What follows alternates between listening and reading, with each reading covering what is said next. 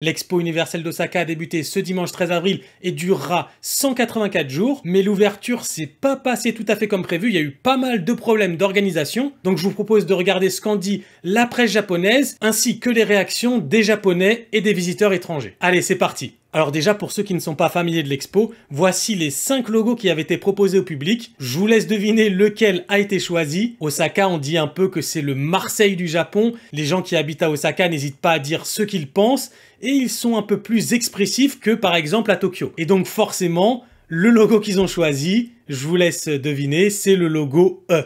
Voilà, c'est ce logo-là. Et au début, si on regarde un peu les autres logos, c'est vrai que je me suis dit, ils ont vraiment choisi le pire logo. Mais en réalité, ça représente bien Osaka. C'est bien le côté rebelle, un peu anticonformiste de Osaka. Bah, ce logo et la mascotte qui en a été dérivée, bah, ça représente bien finalement l'esprit d'Osaka. Donc après coup, aujourd'hui, je trouve qu'en fait, ils ont fait le bon choix. D'ailleurs, les Japonais qui ont beaucoup d'humour, à l'époque, avaient rebaptisé le logo Koroshite-kun, qui veut dire tue-moi. Et il y avait eu pas mal de détournements très sympas, comme ce logo avec Kirby, ou alors il y avait eu aussi Gradius ici, Evangelion forcément, hein. Assez rapidement il y avait même eu des pins du logo qui avait été fait, et puis également des parodies sous forme de jeux vidéo, hein. Finalement ça aurait été un super coup de com', hein, ce logo un peu bizarre, puisque ça aurait fait beaucoup parler, et ça a fait de la pub gratuite pour l'organisation de l'expo universelle d'Osaka 2025. Et donc 2 ans après avoir choisi le logo en 2020, ils ont dévoilé la mascotte officielle en 2022, qui s'appelle Myaku Myaku. Ça ressemble un peu à un kaiju, et là aussi, hein, les Japonais avaient mis en scène la mascotte de l'exposition universelle d'Osaka, qui marchait un peu dans la ville. Donc ça, c'était une image de synthèse, mais la vraie mascotte, c'est ça, hein. On va le voir tout à l'heure, elle ressemble vraiment à ça. Encore une fois, c'est un choix typique vraiment d'Osaka. Mais avant de passer à l'ouverture qui a lieu le 13 avril, il y avait déjà des problèmes aux préventes de billets, puisqu'ils étaient en retard sur les objectifs. Au niveau des préventes, ils visaient 14 millions de billets, mais au 5 mars, hein, il n'y a eu que 8 millions qui avaient trouvé preneur. Donc ça fait à peine 60% de l'objectif. Et pourtant, hein, les entreprises en ont acheté 7 millions. C'est surtout du côté du grand public, hein, que ça a été beaucoup plus compliqué, puisque finalement, si on regarde, ils ont acheté à peine un peu plus d'1 million de billets. Alors c'est quoi le problème? Pourquoi les gens n'ont pas été hypés par l'expo? Une des raisons avancées, c'était surtout que le processus de réservation, il était énormément contraignant. Pour acheter un billet, il faut passer par une plateforme en ligne. Et en plus, il faut choisir un créneau horaire précis. Le billet, il n'est pas valable toute la journée. Il faut choisir le billet pour l'entrée à 10 h, à midi, à 14 h. Donc forcément, ça a freiné un peu l'enthousiasme des gens qui préféraient attendre les ventes sur place plutôt que de s'embêter avec une procédure qui était assez compliquée quand même. Et l'autre gros problème de ce système de réservation, c'est qu'une fois qu'on a réservé son billet avec le système de réservation, donc pour l'expo, il faut aussi faire les réservations pour les pavillons. Alors, tous les pavillons ne sont pas sur réservation, mais les plus intéressants le sont. Et ça se fait par système de loterie. Donc comme le montre le post ici que j'ai de quelqu'un, d'un Français qui m'a répondu qui y est allé. Ce qui fait que si on ne gagne pas à la loterie, qu'on n'a pas de chance, on ne pourra pas voir tous les pavillons qu'on voulait voir. Par exemple, là il me dit qu'il faut faire les demandes à l'avance et donc s'organiser pour finalement peut-être pas avoir de chance. Lui, il a réservé 5 loteries et sur les 5, c'est-à-dire les 5 pavillons qu'il voulait voir, il a été sélectionné que pour une seule et c'était en plus le moins intéressant. Donc ça aussi, c'est un gros problème.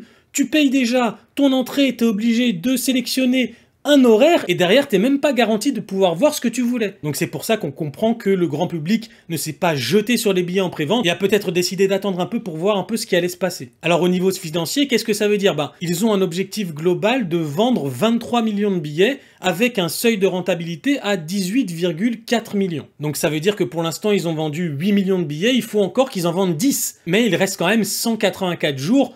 Donc je pense qu'ils rentreront dans leurs frais. Le coût total de l'expo, ça s'élève quand même à 116 milliards de yens, avec des coûts couverts en partie par le gouvernement central, la préfecture et la ville d'Osaka. Une semaine avant l'ouverture de l'expo, ils avaient déjà fait un test avec 30 000 visiteurs et il y avait déjà eu des problèmes d'organisation. Une des promesses de l'expo, c'était une expo sans file d'attente.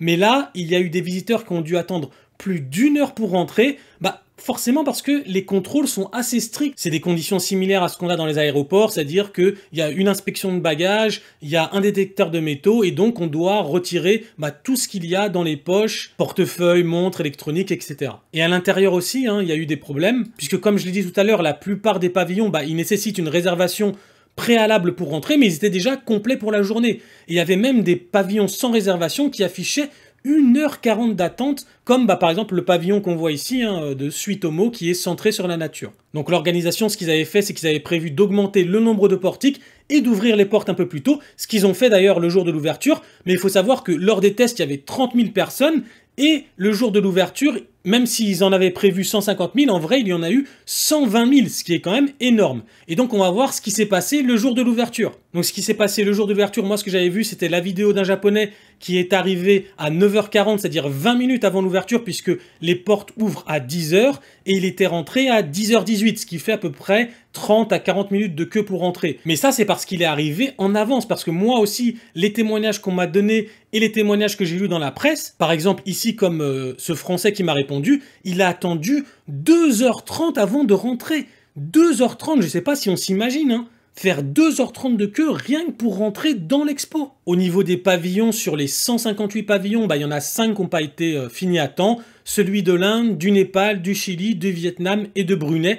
Brunei, je savais même pas que c'était un pays, j'ai dû regarder sur Google pour savoir où c'était. Ensuite, quelques règles importantes à l'intérieur. Déjà, on ne peut pas payer en espèces, seulement par carte de crédit ou appli pour smartphone. Et il y a certains visiteurs internationaux qui ont eu des problèmes parce que leur carte de crédit étrangère ne passait pas. Donc ça déjà, ça peut poser un gros problème. Autre point important, les bagages volumineux, donc les gros sacs ou les valises sont interdits. Il y a quand même des consignes, mais ça coûte 10 000 yens par bagage. 10 000 yens, c'est quand même 62 € quoi. Je sais pas si on se rend compte, 62 € et il y en a que 200 pour 120 000 personnes. Donc en gros, faut pas aller à l'expo directement depuis l'aéroport, hein. Alors les autres objets interdits, les canettes, les bouteilles en verre, les trépieds, les perches à selfie, les drones et l'alcool. Mais ça, c'est un peu normal. Alors j'aimerais aussi revenir sur le point, on ne peut pas payer en espèces, donc en argent liquide. Et ça inclut aussi les machines à boissons. C'est-à-dire que si on regarde là, ils ont carrément bloqué l'endroit où on met les pièces sur les machines à boissons. Alors autant je comprends pour réduire les files d'attente dans les magasins, de privilégier les solutions de paiement par carte de crédit et par paiement numérique, mais je comprends pas pourquoi ils ont enlevé aussi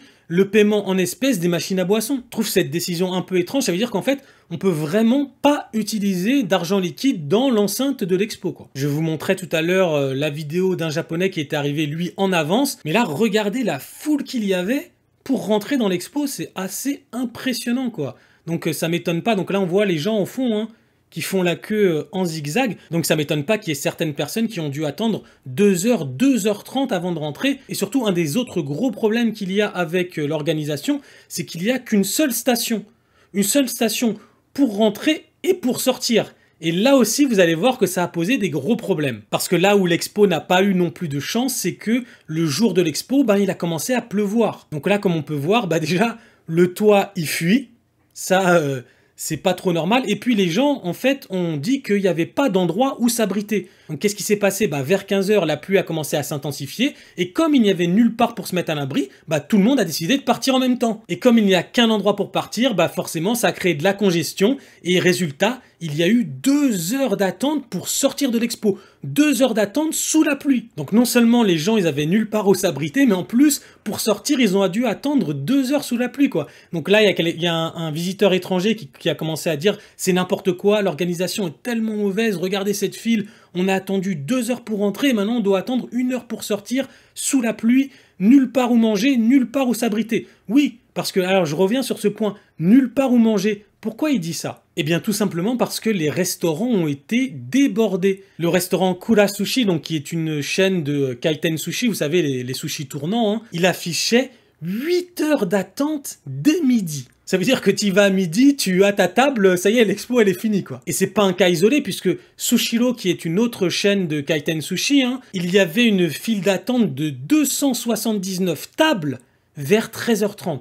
279 tables, ça veut dire que c'est pas 279 personnes, ça veut dire que c'est des groupes de 2, de 3, parfois des familles de 4 qui attendaient dès 13h30. Et autre chose où il y avait aussi des longues files d'attente, c'est pour les produits, parce que forcément, comme on vend des produits spécifiques à l'Expo 2025 d'Osaka, il y a les revendeurs qui étaient sortis, comme à chaque fois, hein. Ceux-là, on les arrête jamais, hein. Par exemple, ici, on peut voir les produits Dragon Ball qui étaient en vente uniquement à l'exposition, et ça c'était le cas pour pas mal d'autres choses, hein. Par exemple avec la mascotte Miaku Miaku, il y avait aussi pas mal d'autres licences de manga, j'ai vu il y avait du Ranma 1/2, il y avait du Inuyasha, donc forcément ça a attiré les revendeurs qui en ont acheté en masse pour pouvoir les revendre sur Mercari juste derrière. Mercari c'est l'équivalent du Bon Coin ou de Vinted au Japon. Autre problème qui concerne cette fois-ci les visiteurs étrangers, l'exposition universelle d'Osaka elle propose une application de traduction. Mais en fait, elle est disponible apparemment, de ce que je vois là, que sur l'App Store japonais. Alors je sais pas si c'est la même chose sur Android, mais en tout cas, si on utilise un App Store étranger, on peut pas la télécharger. Je trouve ça assez fou quand même. C'est-à-dire que on propose une application de traduction et derrière, on peut pas la télécharger. Et l'autre problème, c'est que si jamais vous arrivez quand même à télécharger l'application, il y a que deux langues qui sont supportées, l'anglais et le japonais. Et encore, hein, ce qu'il dit là, donc dans le commentaire, hein, l'anglais est de mauvaise qualité parce que ça inclut beaucoup de caractères japonais. Et ça, c'était un souci aussi qui avait été relevé avant l'expo, c'était qu'en fait, le site de l'exposition, ils ont tout fait traduire, non pas par des traducteurs, mais par des traductions automatiques.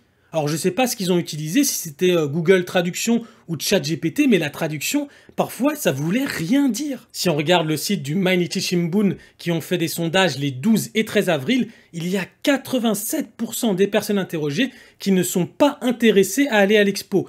32% ont répondu qu'elles n'iront probablement pas à l'expo, 55% qu'elles n'iraient pas. Il y a seulement 13% des personnes interrogées qui ont dit qu'elles comptaient quand même y aller. Et même dans la région du Kansai, donc où se tient l'expo, il y a seulement 29% des personnes interrogées qui ont dit vouloir s'y rendre. Alors malgré tous ces problèmes, je veux pas non plus être trop défaitiste et trop négatif parce que là on a énuméré quand même beaucoup de problèmes, mais c'était le jour de l'ouverture. Et pourquoi j'ai choisi d'attendre un peu pour faire cette vidéo, c'est parce que en fait j'ai été voir les réactions du deuxième jour et déjà apparemment ça se passait déjà beaucoup mieux. Déjà il y avait moins de monde que le premier jour, les queues étaient sensiblement moins longues, le temps était meilleur, ça a aidé aussi beaucoup. Et à part un petit problème avec les toilettes qui apparemment ne fonctionnent pas très bien, les retours étaient quand même beaucoup plus satisfaisants que ceux qui avaient fait l'expo le jour de l'ouverture. Donc dans les trucs quand même sympas de l'expo qu'il y a à voir, il y a notamment le Gundam hein, qui a été recyclé de Yokohama, vous savez, le Gundam de Yokohama qui avait fermé en mars 2024, en fait il a été démonté. Il y a quand même eu quelques modifications sur ce Gundam, mais c'est un Gundam qui fait 17 mètres de haut, qui pèse 49 tonnes, et à l'intérieur, le pavillon, il propose des expériences immersives inspirées de l'univers de Gundam.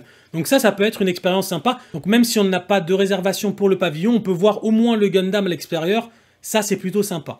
Donc voilà ce qu'il y avait à dire sur les problèmes de l'ouverture de l'exposition universelle d'Osaka 2025. J'espère que les conditions d'organisation vont quand même s'améliorer au fil du temps. Et malgré tout, je leur souhaite quand même que ce soit une belle réussite parce que ça a l'air quand même assez sympa à l'intérieur. Mais si vous souhaitez y aller, il faut quand même être au courant qu'il y a un système de réservation avec des horaires bien précis et aussi un système de loterie qui peut faire que vous ne pouvez pas voir tous les pavillons que vous souhaitez. C'est une chose qu'il faut prendre en compte.